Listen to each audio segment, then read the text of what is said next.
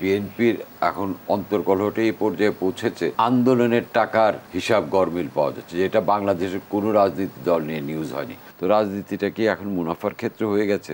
মানে বিএনপি যে নির্বাচনে জিতবে সেটা খুব ভালো নির্বাচন, আর যেটা বিএনপি হারবে সেটা হলো খারাপ নির্বাচন।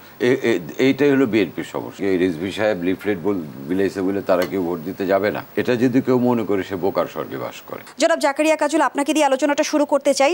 আমি আমার বিষয়বস্তু আলোচনায় পরে আসতে চাই, একটু আপনার অবগতির জন্য জানাতে চাই, নিশ্চয়ই আপনি অবগত আছেন, ট্রান্সপারেন্সি ইন্টারন্যাশনাল বাংলাদেশ প্রার্থীদের হলফনামা বিশ্লেষণ করে কিছু তথ্য জানিয়েছে, যার মধ্যে উঠে এসেছে উপজেলা পরিষদ নির্বাচনের প্রথম ধাপে চেয়ারম্যান পদে প্রার্থীদের প্রায় 70% ব্যবসায়ী, যাদের মধ্যে কোটিপতি রয়েছেন 94 জন।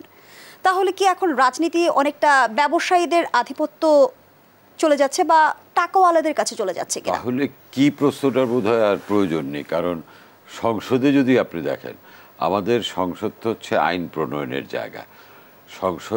আমাদের সংসদ সদস্যদের কত পার্সেন্ট ব্যবসায়ী? আপনি দেখেন 75-এর আগে ব্যবসায়ীর সংখ্যা ছিলই না। রাজনীতিটা, সংসদ সদস্য বলেন, রাজনীতি পুরা নিয়ন্ত্রণটা ছিল রাজনীতিবিদদের হাতে। 75-এর পট পরিবর্তনের পরে এই যে দরজা ওপেন হয়ে গেল, I will make politics difficult for the politician, সেই বিখ্যাত উক্তি, এরপর থেকেই কিন্তু রাজনীতিতে ভিন্ন ভিন্ন পেশার লোকজনের অনুপ্রবেশে, আমি বলবো অনুপ্রবেশ শুরু। হ্যাঁ, আপনি বলতে পারেন যে কি রাজনীতিবিদ ছাড়া অন্যদের কি নির্বাচন করার অধিকার নেই? অধিকার অবশ্যই আছে। ব্যবসায়ীরও নির্বাচন করার অধিকার আছে, সবারই আছে। কিন্তু যখন তাদের সংখ্যাটা অধিক হয়ে যায়, তখন কিন্তু রাজনীতি আর রাজনীতিবিদদের হাতে থাকে না। যার প্রমাণ হচ্ছে ওই 75-এর পর থেকে কিন্তু সংখ্যা বাড়তে বাড়তে, এটা সকল দলেরই দায় আছে। ইটস নট দ্যাট যে বিএনপি এই গেট ওপেন করেছে দায় কেবল বিএনপি, তাও না। এখন তো আওয়ামী লীগ সরকার গত 3 টার্ম ধরে ক্ষমতায়, এই 3 টার্মেও তো ব্যবসায়ীর সংখ্যাই বেড়েছে। এবং এবারের নির্বাচনে তো ব্যবসায়ী, মানে এবারের সংসদে তো আপনার ব্যবসায়ীদের সংখ্যাধিক্য, তাই না? কাজেই আপনি যেটা বললেন, রাজনীতিটা কি টাকাওয়ালা বা ব্যবসায়ীদের কাছে চলে যাচ্ছে কিনা, এটার সহজ সরল জবাব হচ্ছে হ্যাঁ।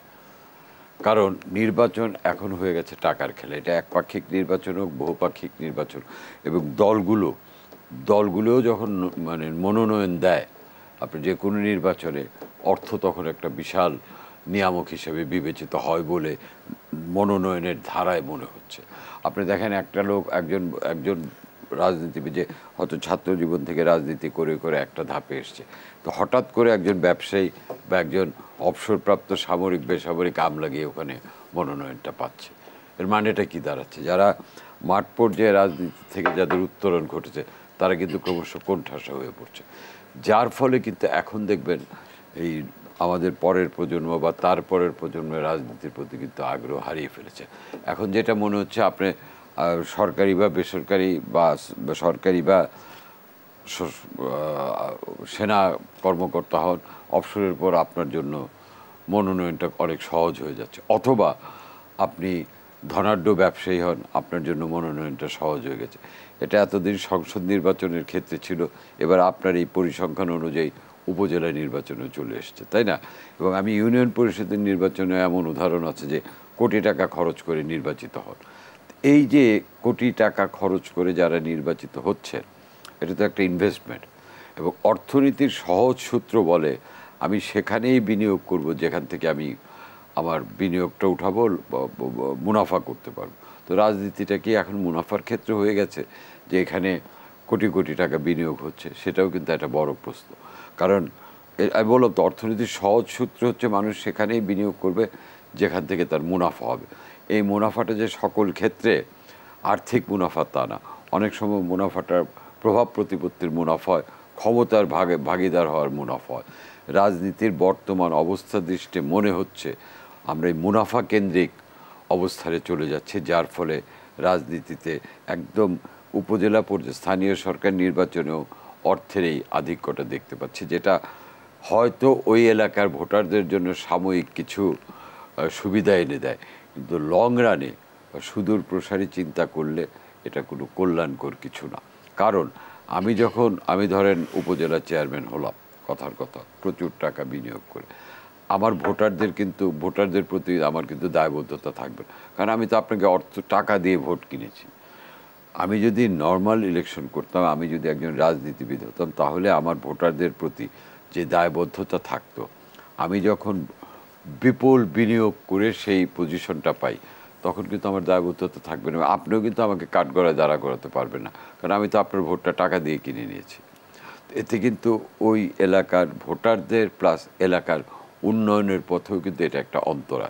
হয়তো সাময়িকভাবে ভোটাররা কিছুটা বেনিফিটেড হন, লং রানে ভোটার এবং এলাকা সকল ক্ষেত্রেই কিন্তু এটার একটা ক্ষতিকর প্রভাব আছে। জনাব জাকারিয়া কাজল, যে প্রশ্নটি আপনার কাছে ছিল যে নির্বাচনের সবচেয়ে বড় অংশজন জনগণ, সেই জনগণের কাছে উপজেলা নির্বাচন কতটা গুরুত্ব বহন করছে?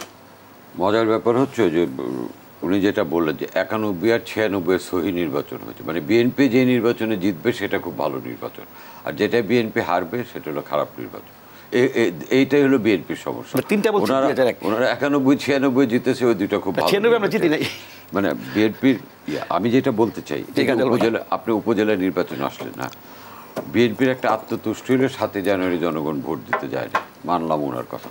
সরকার গঠিত হয়েছে, গভর্নমেন্ট ইজ ওয়ার্কিং, দেশে বিদেশে সকল জায়গায় কিন্তু দিস গভর্নমেন্ট ইজ রিপ্রেজেন্টেটিভ, এবং ওনাদের যারা মিত্র ছিল, যাদের ভরসায় ওনারা নির্বাচন বর্জন করলেন যে ক্ষমতায় বসিয়ে দেবে, তারাও কিন্তু এই সরকারের সঙ্গে কাজ করছে। এটা গেল একটা দিক। দ্বিতীয়, আপনি উপজেলা নির্বাচনের প্রসঙ্গে আসলেন।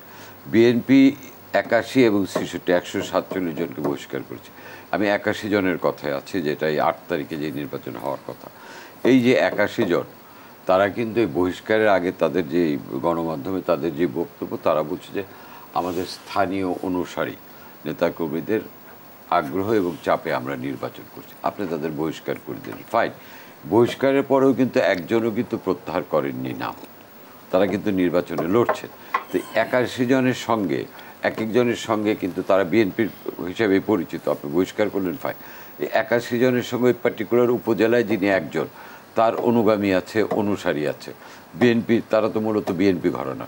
আপনি কি মনে করেন তারা কি ওই রিজভী সাহেব লিফলেট বিলাইছে বলে তারা কেউ ভোট দিতে যাবে না? এটা যদি কেউ মনে করে, সে বোকার স্বর্গে বাস করে। কারণ আমি বিএনপি থেকে বহিষ্কৃত হয়েছি আর যাইছি, আমি যখন নির্বাচন করব, আমার যারা অনুগামী অনুসারী তারা সবাই ভোট দিতে যাবে, এবং এটা নিশ্চিত যে উপজেলা নির্বাচন, স্থানীয় সরকার নির্বাচনে জনগণের অংশগ্রহণটা ব্যাপক হয়। রফিক সাহেব বা তার নেতা রিজভী সাহেব ঢাকায় গিয়ে লিফলেট বিলাইলো, এতে ভোটের স্থানীয় সরকার নির্বাচন কোনো প্রভাব পড়বে বলে ব্যক্তিগতভাবে আমি মনে করি না, এবং এটা প্রমাণও পাবেন, কারণ ওই 81 জন কিন্তু নির্বাচনটা করছেন। এই যে দেখেন বরিশালে যে ইলেকশন হলো সিটি, তারপর গাজীপুরে, এখানে কিন্তু বিএনপির বহু কাউন্সিলর আছে যারা কিন্তু বহাল তবিয়তে বহিষ্কৃত অনেকেই, বাট তারা কিন্তু কাউন্সিলর নির্বাচিত হয়েছে। বিএনপির একজন নেতা বলছিলেন যে এই যে 7 জানুয়ারি নির্বাচন বর্জনের পর বিএনপির কি লাভ ক্ষতি, এটা কিন্তু কোনো মূল্যায়ন বিএনপি করেনি। উপজেলা নির্বাচনে যাবে কি যাবে না, এটা নিয়েও কিন্তু বিএনপির কোনো স্টাডি নেই।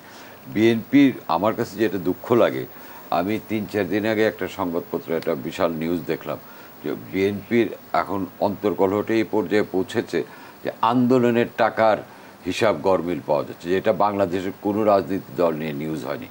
একটা জাতীয় দৈনিকে লিড নিউজ হয়েছে যে বিএনপির এই আন্দোলনের জন্য যে টাকা দেওয়া হয়েছে সেটা মাঠ পর্যায়ে না গিয়ে নেতারা ভাগাভাগি করে।